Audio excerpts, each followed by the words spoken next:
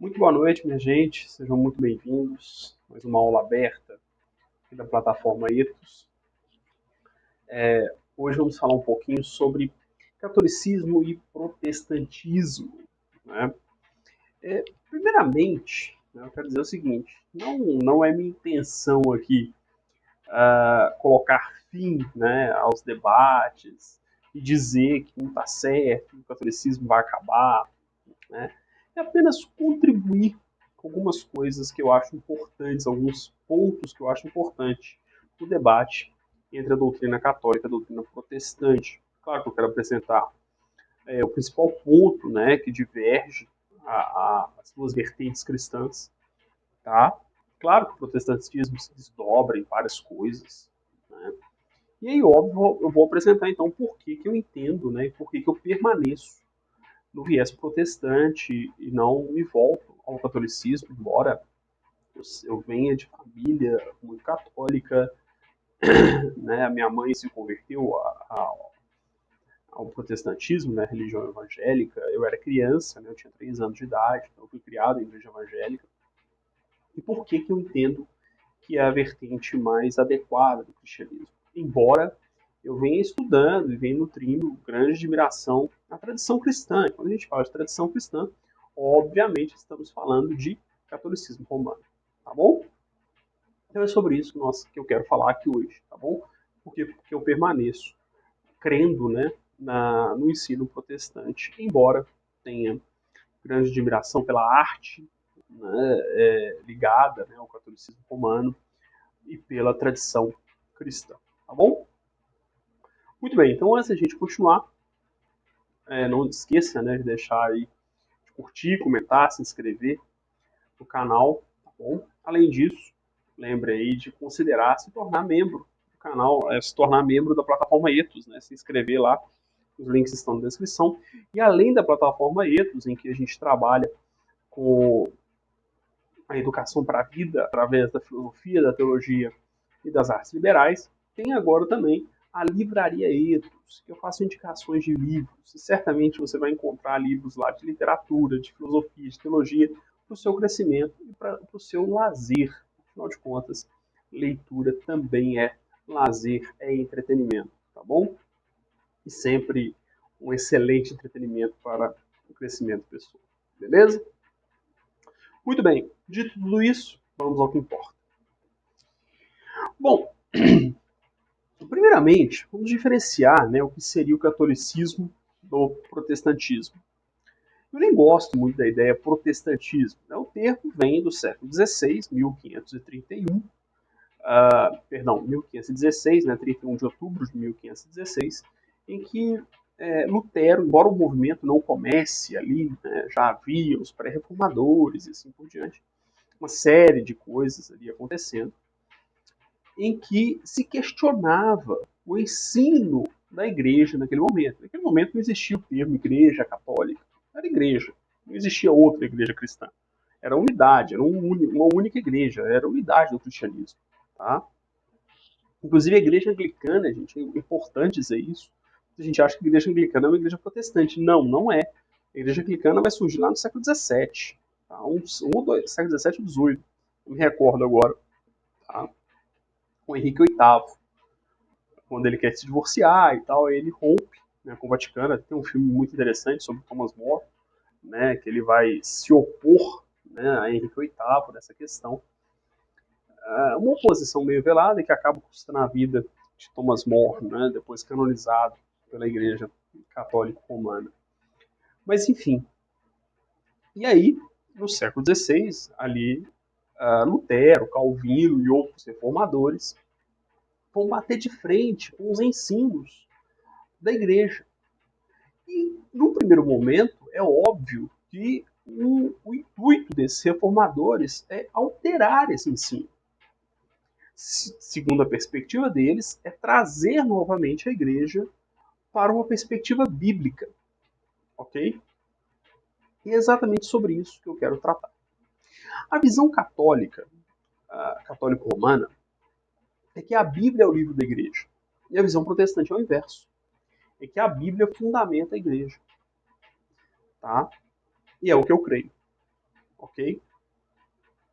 E de uma maneira bem interessante, como é que é ensinado no catolicismo romano a tradição católico-romana? Ora, a Bíblia ela foi escrita num período muito longo, né, de 3 ou 4 séculos. Né? Me foge aqui agora o período, acho que é 3 ou 4 séculos não, gente. Quase 2.000 anos, né? 2 ou 3 mil anos, não me recordo aqui agora, né? de Moisés até João, que vai escrever o Apocalipse, tem ali quase 2.000 anos, né? Ou um pouco mais de 2.000 anos. Nesse período, obviamente, Abraão viveu sem Bíblia, sem nenhum escrito, né? Adão, obviamente, né? A escrita ela vai ser inventada na época de Abraão. Até ali você tem tradição oral. Na verdade, até Moisés você tem tradição oral. Você não tem nada escrito. É Moisés que começa a escrever a Bíblia. Até uma discussão, quem escreveu o livro de Jó, né, se foi realmente Moisés, a tradição diz que foi Moisés, né, a tradição hebraica. Isso vai acontecer também com o Novo Testamento. Né? O Novo Testamento ele vai ser escrito ao longo do primeiro século, sendo ali os últimos livros escritos ali por volta do ano 90, 98, 97, ali do primeiro século. Né? Então você tem toda uma vida cristã sem o cânon, né? Sem a Bíblia. Eu acho que eu só estou com a minha Bíblia de estudo aqui, minhas Bíblias de uso diário. Então você não tem, né, o cânon sagrado, seja esse aqui, que é o cânon protestante, de 66 livros, seja de 72, 74, sei lá, do cânon católico. Você não tem esse cânon reunido. Né? Então, qual que é a argumentação? Olha, a igreja escreveu a Bíblia. Então, a igreja ela tem maior autoridade do que a Bíblia. Afinal de contas, foi os irmãos vivenciando, experimentando a fé, que foi dando forma ao texto sagrado. Esse texto sagrado, então, ele está em pé de igualdade em sua autoridade com a tradição, com a vivência, com a experiência dos santos, dos apóstolos. E, consequentemente, o ensino da igreja, o ensino daqueles que são chamados ao ministério, é que tem autoridade final, que tem autoridade máxima e suprema dentro da igreja como corpo místico de Cristo. Essa doutrina é chamada vai ser conhecida depois como sucessão apostólica, ou seja, os cardeais, que são o topo ali, né, o colégio cardeal, que é o topo da hierarquia na igreja atualmente, isso vai acontecer depois, serão então colocados como sucessores dos apóstolos. Né? Então o Papa, que é o principal bispo, o principal pastor, né, o principal líder, né, o principal sacerdote, o Papa também é um bispo, tá? A história do papado, ele é o bispo de Roma e tal. Ele se torna o principal bispo e recebe um título honorífico, né? Até se você pegar nas ordens oficiais do Vaticano, o Papa é título. Né? O Papa não é ordenação, o Papa é título. Né? Então a ordenação do Papa é bispo. Ele é bispo, né? Ele é um pastor, ele é um bispo, ele é um sacerdote. Né? Pastor é uma nomenclatura mais protestante. Né? Ele é um bispo, por ordenação, né? Um cardeal. Né? Cardeal também vai ser título. Né? Então, ele se torna por importância, né? E vai liderar todos os outros bispos, todos os outros cardeais e assim por diante. E existe, então, a sucessão apostólica, ou seja, todos esses terão a mesma autoridade dos apóstolos. Então, como o apóstolo estabeleceu doutrina, esses ministros do evangelho também poderão estabelecer doutrina da mesma forma. Esse pensamento, essa maneira de enxergar a tradição cristã, vai conceder aos ministros, né, aos bispos, autoridade, inclusive sobre a Bíblia, de interpretação da Bíblia. Ok? Que inclusive vai ser também um outro ponto na Reforma Protestante, que é o livre exame das Escrituras. Perceba que não há livre interpretação, o livre exame. Né? Até alguns católicos confundem, né, e acusam os protestantes de dizer que qualquer pessoa pode interpretar a Bíblia. Em certa medida pode, né? Mas na verdade o que a Reforma Protestante traz é o livre exame das Escrituras, não a livre interpretação das Escrituras. Tá? A interpretação, claro, vai estar atrelada ao ensino, né, ao estudo, né, da palavra de Deus. Interpretações errôneas feitas por leigos serão corrigidas por pessoas que estão estudando a palavra de Deus. Pelos líderes, pelos pastores, pelos professores, pelos teólogos. Tá? Como sempre foi feito. Mesmo antes da Reforma Protestante, sempre foi assim. Né? Pois bem. Até aí, perceba que o que eu falei parece real. Você fala assim, poxa, Marcelo, mas é assim mesmo. A igreja foi se conduzindo e o cânon só se formou anos depois. De fato, né, foi isso que aconteceu. E mais, né, só depois de algum tempo é que a igreja em Jerusalém se reúne e de fato vai selecionar o Novo Testamento. E o Antigo também. Né? O Antigo, embora estivesse mais ou menos fechado, havia aqueles livros, primeira e segunda carta aos Macabeus, Eclesiástico, que a igreja de Jerusalém vai excluir, porque vai entender que eles não têm autoria, ou melhor, autoridade divina, né? Não procedem da inspiração divina. São livros históricos, são livros lidos, e não vai se proibir a leitura desses livros. Simplesmente eles vão dizer, olha, isso aqui não é um livro canônico, não é um livro que tem a mesma essência dos outros. Então vamos ficar com esse 66. É interessante que no século III, Jerônimo, né, que vai ser chamado, inclusive depois é canonizado, né, ele é um padre, São Jerônimo, depois será canonizado, ele vai seguir essa mesma linha. Ele, inclusive, dá o nome de apócrifos, né, esses livros. E quando ele traduz a Septuaginta para o latim, que era a tradução grega do Antigo Testamento, para o latim, que é a chamada Vulgata, que até hoje é a versão oficial do Vaticano, ele mantém essa percepção. Esses livros continuam sendo chamados passam a ser chamados de apócrifos, até então eles não tinham esse nome, e ele coloca como um apêndice ao final do Antigo Testamento. Olha que interessante. Né? Ao final do Antigo Testamento. Né? E eles só passam a ser, de fato, reafirmados como canônicos no século XVI, no Concílio de Trento. Reafirmados, perceba o que eu estou dizendo, tá? Porque pode vir a pessoa, falsidade, né, mal intencionado, não é isso. Tá? Não é isso, eu estou dizendo a verdade para vocês. Não é que o Concílio de Trento forçou a entrada desses livros como canônicos. Esses livros sempre foram lidos. Sempre. Sempre foram lidos. Desde antes de Cristo, Macabeus era lido, Eclesiástico era lido, claro, por pessoas letradas, né? O índice de analfabetismo ali na época de Jesus era gigantesco. Né? Mais uma coisa que Jesus chamava atenção, ele era alfabetizado, né? Ele sabia ler e escrever, naturalmente.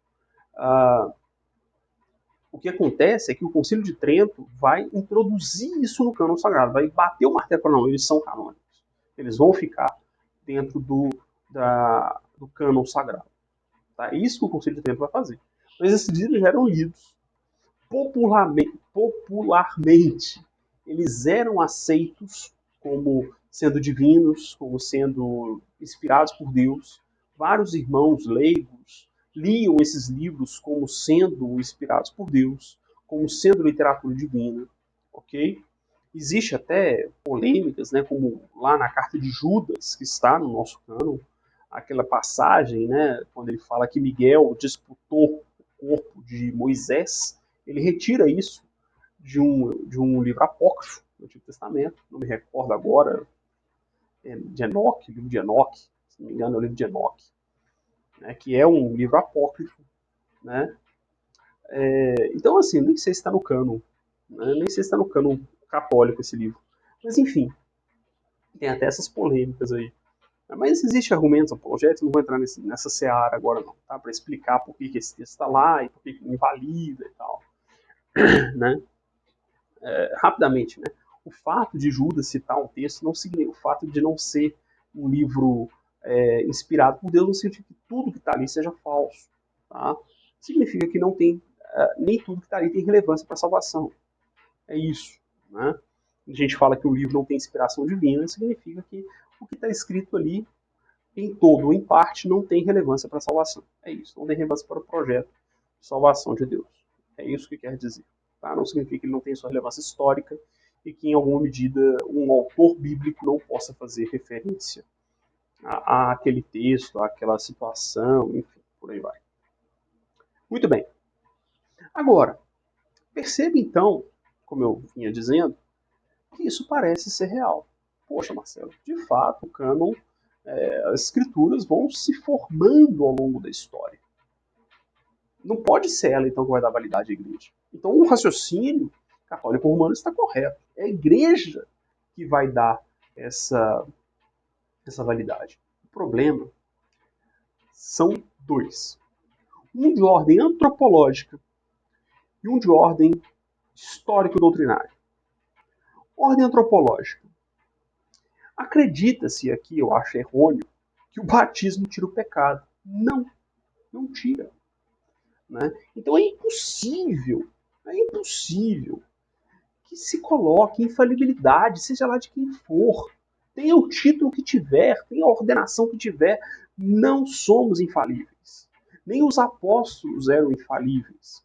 Nós podemos considerar que eles eram infalíveis na inspiração que o Espírito Santo deu a eles para escrever as Escrituras. Ou seja, exclusivamente quando eles escreveram a palavra de Deus, eles foram infalíveis. Por quê? Porque naquele momento, o Espírito Santo, aí a doutrina protestante, que me parece muito mais plausível, né, do que a compreensão católica, né, de que esses homens escreveram, né, ainda que movidos pelo Espírito Santo, mas escreveram dotados de uma autoridade eclesiástica, né, ou seja, escreveram movidos pelo Espírito, por uma inspiração literal do Espírito Santo.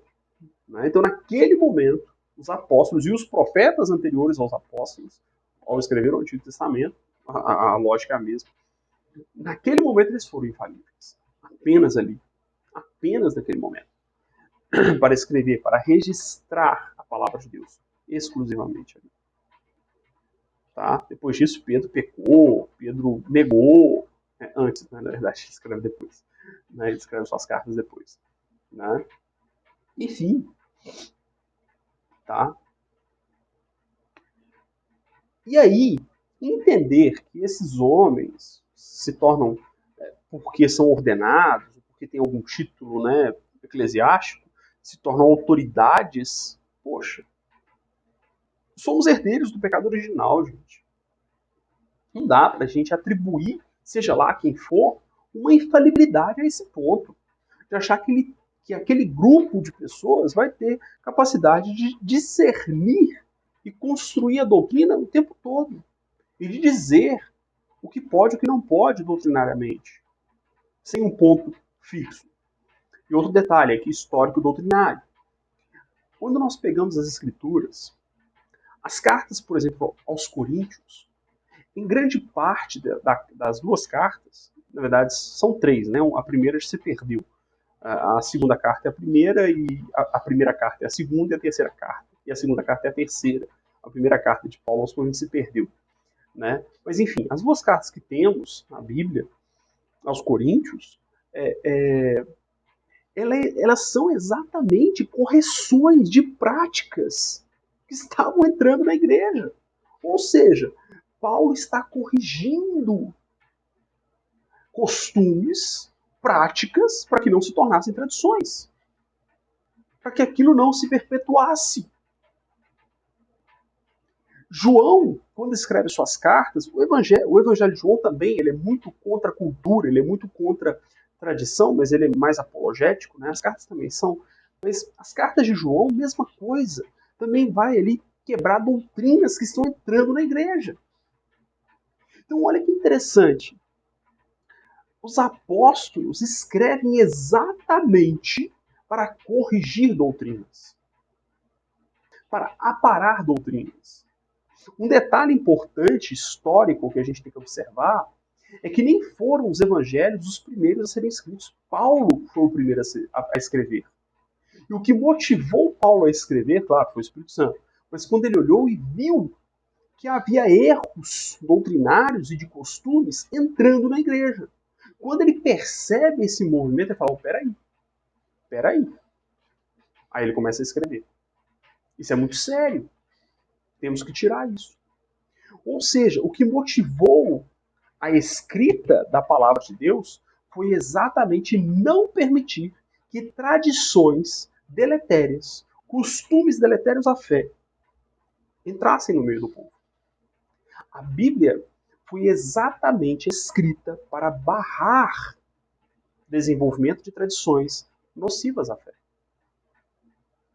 Então não me parece coerente que pessoas afirmem que tradições estão em pé de igualdade com a Bíblia, quando a palavra de Deus foi escrita exatamente para combater costumes e tradições que estavam se estabelecendo. E por isso que eu permaneço, repito, com uma certa admiração à história da igreja, com admiração à arte que a igreja produz. Com toda sinceridade, eu acho lindo alguns templos, né, em Gramado, tem um templo na Borda de Medeiros, que eu acho lindo, tiramos foto do lado de fora, né, quando eu estive lá. Acho lindo, né, aquele templo. Por dentro também ele é muito bonito. Ele é todo de pedra, né? Acho bonito as construções. Então eu tenho essa admiração pela história. E para todo mundo que é protestante, né, entenda uma coisa, com clareza e com sinceridade, entenda uma coisa. A história do cristianismo, do catolicismo, é a sua história. Tá? Então cuidado com isso. Então, com toda essa admiração que eu nutro, eu não consigo entender, eu não consigo aceitar que se possa colocar a tradição e o catecismo em pé de igualdade com a escritura. Por isso eu não me curvo ao catolicismo romano. Eu costumo dizer que eu sou católico, eu só não sou romano. Né? O termo católico é universal. Então, sim, eu entendo que o cristianismo é a única religião verdadeira. E Cristo veio para toda a humanidade. Deus amou o mundo de tal maneira que todo aquele que nele creia não pereça, mas tenha vida eterna. Eu não sou calvinista para acreditar que existe uma predestinação, que Deus morreu só por alguns. Né? Não, eu não creio nisso. Eu creio sim que a predestinação ela é consequência da onisciência de Deus. Deus sabe quem vai ser salvo e quem não vai. Deus sabe muito bem disso. Tá? Embora alguns costumam dizer que Agostinho, né, defendia a predestinação. Não me parece. Nas confissões, ele me parece estar muito mais nessa linha que eu estou dizendo. Né? Ele se curva à onisciência de Deus. E sim, Deus sabe quem vai se curvar a ele e quem não vai. Né? Então não dá muito para saber quem vai ser salvo, quem não vai. Né? Mas Deus sabe. Esse é o ponto. A eleição é basicamente isso. Deus sabe quem vai se curvar. Agora, se ele determina ou não, está na mente dele, está na economia dele. O ponto aqui que eu quero deixar é o seguinte. Eu não consigo conceber que a tradição e o catecismo, ou seja, o ensino, o magistério, esteja em pé de igualdade com a Bíblia. Não dá. Tá? Não dá. A Bíblia é o juiz de tudo. Ok? A instituição humana não pode estar em pé de igualdade com a palavra de Deus. Ok? Assim como os profetas, os apóstolos foram chamados para uma missão específica. Perceba que tanto os profetas no Antigo Testamento quanto os apóstolos é em número fechado. Número extremamente fechado. Né? Se você contar 13 apóstolos no Novo Testamento e os profetas no Antigo. Né? Claro, os profetas em maior número, né? Mas mesmo assim você consegue apontar todos. Né? Os 12 profetas menores, os 4 profetas maiores. A gente fala em 5 porque são 5 livros. Mas profetas, pessoas, são 4. Né? Jeremias, Isaías, Daniel e Neemias. Né? A gente chama de maiores porque fala da relevância, né? E Jeremias escreveu 2 livros, Lamentações e Jeremias. E os outros, Elias, Eliseu e outros profetas, Moisés, escreveu 5 livros. Né? Mas enfim, então, eles foram chamados para uma determinada missão. ok? Então não dá, não tem como, tá? Não tem como você colocar tradições acima da Bíblia, ou em pé de igualdade com a Bíblia. A Bíblia tem que colocar isso. E veja, eu não estou dizendo que as tradições não são importantes. São, a gente até fala em tradições no meio protestante. Mas essas tradições, ela tem que ter fundamento bíblico. A própria igreja presbiteriana tem os seus catecismos. Tem o seu catecismo maior, o catecismo menor e tal. A própria Igreja Assembleia de Deus, muitos acusam, né, o movimento pentecostal de não ser um movimento confessional. Né? Se você é assembleiano e assistir esse vídeo, vai lá porque tem a declaração de fé da Assembleia de Deus. Tá? A Assembleia de Deus é uma igreja confessional, tem declaração de fé, ainda que muitos nem conhecem. Acha que é só experiência. Você acha que é só experiência, meu filho, você é neopentecostal, você nem é assembleiano. Tem declaração de fé. Então vai ler a declaração de fé. Muita coisa que você está falando, fazendo, nem é a declaração de fé da igreja. Então me ajuda aí. Vai ler a declaração de fé primeiro. Tá? Fique esperto. Então vamos fechar aqui para a gente ir para o final. Eu não consigo acreditar nisso. Por isso que eu me mantenho protestante. Tá? Eu não consigo perceber a lógica de manter. E só um detalhe. É interessante que quando se argumenta, e aí eu coloco com toda a minha admiração, tá? E eu coloco não só como intelectual, mas como religioso, religioso sincero, que é o padre Paulo Ricardo. Eu gosto muito de ouvi-lo. Acho ele um dos pensadores mais inteligentes hoje no Brasil. Né? E antes que protestante chato venha aqui me amolar, né? Seja inteligente, ouça pessoas inteligentes, né? Ouça religiosos inteligentes, você vai crescer muito. Você vai crescer muito. Viu? Mesmo católicos. Tá? Para com bobagem. Né? Tem que ter muita coragem para falar isso aqui, né? Porque tem de gente no meio protestante chato, não está no gibi. Né? E com toda a admiração que eu tenho pelo padre Paulo, né? Ele usa, né, as expressões que os santos ensinavam. Né? A Igreja Católica, ela trabalha exatamente isso. Né? O catolicismo romano trabalha exatamente isso. Não é bem o que a Bíblia ensina, é o que os santos ensinavam, é o que as pessoas ensinavam. Isso é muito complicado. Por exemplo, a transubstanciação dos elementos, né, da ceia, no caso a hóstia, né, substituído pela hóstia, que o pão e o vinho se transformam no próprio sangue de Cristo. Quem bate muito martelo sobre isso é o próprio Tomás de Aquino. Ah, mas Tomás de Aquino acreditava nisso. Gente, com toda a admiração que eu tenho por Tomás de Aquino, um dos grandes pensadores da igreja, ele vai justificar a transubstanciação pela metafísica aristotélica. É por ela que ele vai justificar isso. Pela simbologia, né? Que algo pode se transubstanciar e não mudar de aparência.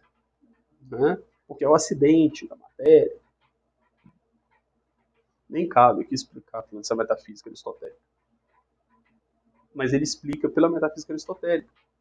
E o próprio Tomás de Aquino, ele vai reconhecer que não existe antes do que ele trabalha na metafísica aristotélica, ou seja, 13 séculos, nenhuma sustentação plausível para essa doutrina, que só vai ser questionada na reforma. Né? O Zwinglio e outros reformadores. O Zwinglio fala algo interessante, né?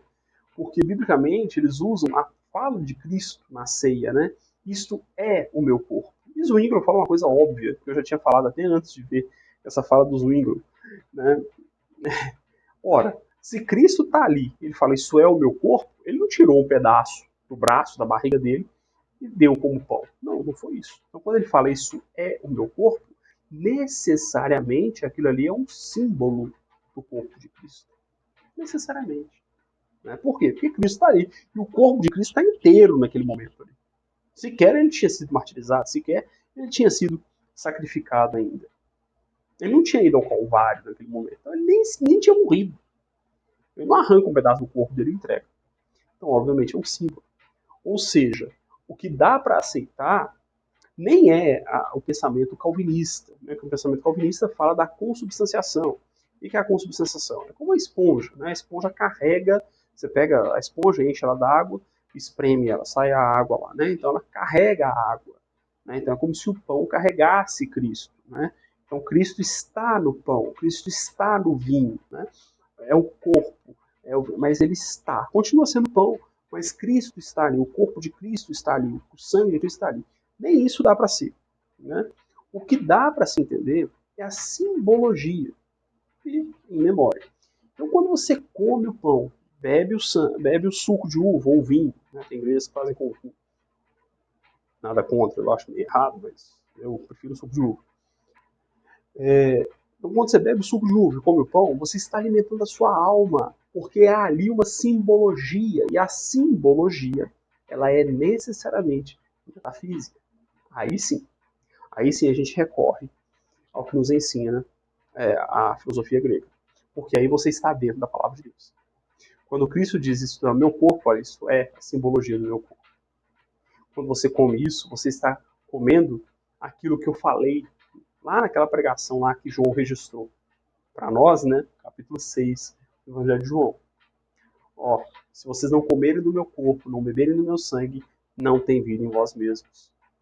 Se vocês não participarem do meu corpo, do corpo místico que é a igreja, vocês vão participar pela comunhão, pela Eucaristia, a Igreja Católica chama de Eucaristia, dizendo que na Igreja Protestante não existe Eucaristia. Eucaristia é graça, né? Verdadeira graça. Né? Não existe a verdadeira graça porque não cremos que Cristo está presente na ceia. Né? Isso é um outro problema, né? Poxa, Cristo é Deus, Ele é onipresente, Ele está presente aqui, agora comigo, Ele está presente com você assistindo essa gravação, Ele está presente o tempo inteiro, em todo lugar. Né? Ele está presente nos céus, no inferno, em tudo quanto é canto. Então, o inferno é Deus quem executa juízo. Satanás está lá porque foi condenado por Deus. Deus é onipresente, Ele está presente em todo lugar. Quando ceiamos, é uma simbologia do que cremos. Quando eu participo da ceia, eu estou dizendo, eu creio em Jesus, que morreu, ressuscitou e virá buscar a sua igreja. Né? Então, o ponto aqui é dizer, olha, eu não consigo entender que catecismo e magistério da igreja, catecismo e magistério da igreja são sinônimos, tá? E tradição estejam em pé de igualdade com a Bíblia. Por quê? Embora os cristãos viveram anos sem ter o cânon sagrado, isso é fato, uma vez que as escrituras chegam, ela chega exatamente para arrumar a casa, para estabelecer limites àquilo que vinha sendo vivido. Exemplo, no Antigo Testamento, Moisés permitiu o divórcio. Quando Cristo chega, lá no capítulo 7 de Mateus, no Sermão do Monte, no final do Sermão do Monte, Cristo já fala, olha, Moisés permitiu por causa da dureza do coração de vocês. Cristo já muda o negócio. Cristo já mudou o negócio. Né? E a modernidade já mudou de novo. Nas tradições. A própria Igreja Católica hoje já permite o divórcio em algumas situações. Que não deveria ser permitido. Né? A Igreja Protestante também se fala. Aí a gente faz a crítica dos dois lados. Nem se fala. Né? Marcelo, mas ela fala a não ser por adultério. Ok, relações sexuais ilícitas. Ok, tudo bem. Eu tenho um vídeo aí sobre o Sermão do Monte que fala do divórcio. Tem um vídeo aí no canal sobre isso. Depois você olha lá. Ok, mas o segundo casamento não deve ser autorizado. Esse é o ponto. Cristo não está autorizando o segundo casamento. Esse é o ponto. Por quê? Porque é pela dureza do coração. Cristo deixa claro isso. É a dureza do coração. Já é o pecado ali. Né? Então perceba que as coisas vão se somando. A Escritura vem para colocar, para emoldurar as tradições que estão se formando. Então não faz o menor sentido eu permitir que tradições posteriores à Escritura fiquem em pé de igualdade com a Escritura. Não. Qualquer comportamento, qualquer costume, qualquer ideia, qualquer ensino que vem posterior às Escrituras tem que ser julgado à luz das Escrituras. E não à luz de um grupo de sacerdotes. Aliás, o próprio sacerdócio é questionável. Em Hebreus não, perdão, né? Hebreus? Não, né? Em Apocalipse, né, capítulo 5, é expresso, nos fez reis e sacerdotes. a um sacerdócio universal. Uma vez que Cristo morreu na cruz, ele se fez sumo sacerdote, dando acesso a todos os cristãos. Portanto, não existe mais sacerdócio. O pastor não é sacerdote. Né? Infelizmente, muitas igrejas evangélicas, pastor se coloca como sacerdote. Isso é ensino católico. No catolicismo, o padre, o bispo são sacerdotes. Eles rezam, eles celebram ou rezam a missa. Você assiste à missa no rito romano. Né? E só ele pode oficiar a missa. Né? No protestantismo, não. Nós vimos nas escrituras que somos sacerdotes. Por quê? Porque o sangue de Cristo já nos salvou. Isso não quer dizer que todo mundo está apto a ir lá pregar, ministrar o culto. Não quer dizer isso. Tá? Absolutamente. Absolutamente. Não tem nada a ver uma coisa com a outra. Tá bom? O que quer dizer é o seguinte: você não precisa passar por um oficial da igreja para ter suas orações atendidas, para ser perdoado seus pecados. É isso que a Bíblia está dizendo. Ok? Portanto, qual que é a diferença do protestantismo para o catolicismo? O catolicismo entende que a doutrina cristã se firma no tripé: tradição, Bíblia e magistério da igreja. Sendo que a igreja é a autoridade maior. E ela vai dizer o que é certo e o que é errado, o que é válido e o que não é válido, na tradição, na Bíblia e no magistério. Ok? O protestantismo entende que é sola escritura.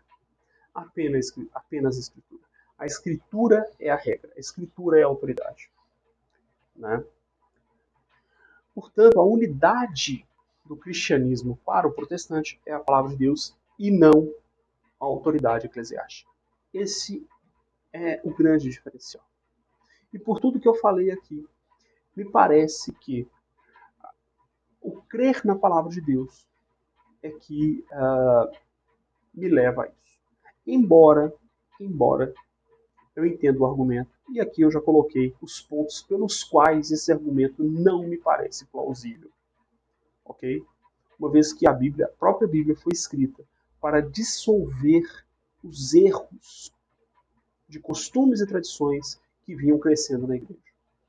E uma vez que nós temos as Escrituras, não justifica mais que erremos ou que coloquemos nas mãos de pessoas esse julgamento. Pessoas que estão marcadas pelo pecado original. Que não há nada que retire as marcas do pecado original. Nenhum dos santos canonizados, não há nada que justifique a retirada do pecado original deles ou delas, por mais notáveis. Tá?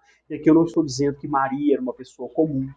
Eu não estou dizendo que Tomás de Aquino era uma pessoa comum, pelo contrário. Maria é uma pessoa infinitamente melhor do que eu. Não é à toa que ela foi mãe de Deus. Marcela, ela é mãe de Deus? É, meu filho. Você que é protestante, Maria é mãe de Deus. Tá? Vai lá em Efésios, na carta aos Efésios. Jesus era Deus, era homem. Se ele tinha as duas naturezas, Maria foi, em certa medida, mãe de Deus. Isso é irrefutável. Tá? Mas isso não é problema para a fé. Tá? Não vou aqui falar nada de não vou aqui entrar muito nessas questões. Tá? Mas isso não faz dela uma divindade. Tudo bem? Isso não faz dela uma divindade. Esse é o ponto. Mas ela não era uma mulher comum.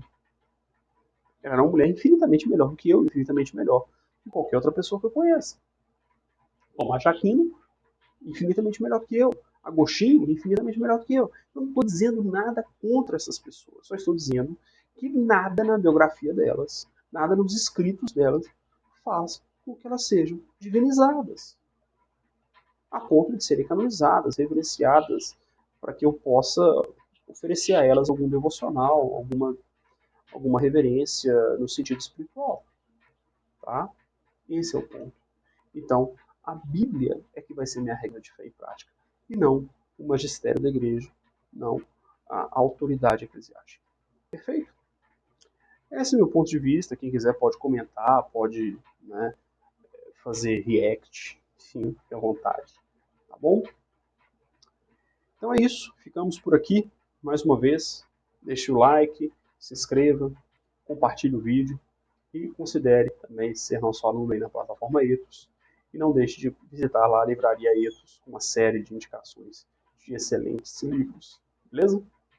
grande abraço, que Deus abençoe você, sua família, uma ótima semana e até a próxima.